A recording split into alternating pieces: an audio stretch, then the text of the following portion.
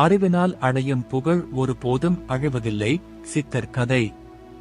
பழைய காலத்தில் ஒரு பெரிய சித்தர் இருந்தார்.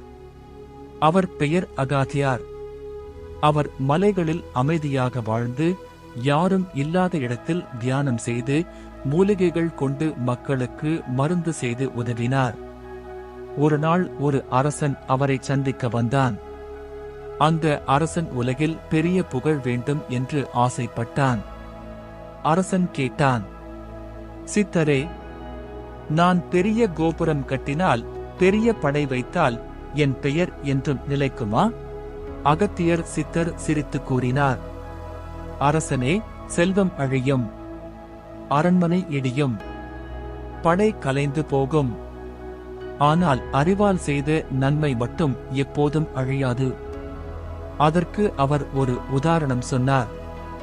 ஒரு மருத்துவர் இருக்கிறான். அவன் அறிவால் 1000 பேரின் உயிரை காப்பாற்றுகிறான். அவன் இறந்தாலும் மக்கள் அவனை நினைத்து நன்றியுடன் பேசுவார்கள். அதேபோல் ஒரு குரு அறிவை கற்றுத்தந்தால் அந்த அறிவு பல தலைமுறைகளுக்கும் வாழும். அப்போது அரசன் உணர்ந்தான், புகழ் வேண்டும் என்றால் செல்வம் அல்ல, அறிவும் நன்மையும் தான் நிலைத்து புகழ் தரும் என்று புரிந்து கொண்டான். அதன் பிறகு அந்த அரசன் பள்ளிகள் கட்டி மக்களுக்கு கல்வி கற்றுக் கொடுத்தான். பல ஆண்டுகள் கடந்த பிறகும் மக்கள் அந்த அரசனை அறிவை வளர்த்த மன்னன் என்று நினைத்தார்கள். பொருள், செல்வம், அழகு, அதிகாரம் எல்லாம் காலத்தால் மறைந்து போகும். ஆனால் அறிவால் செய்த நன்மையும் அறிவால் கிடைத்த புகழும் என்றென்றும் நிலைத்திருக்கும். ஓம் நமசிவாய.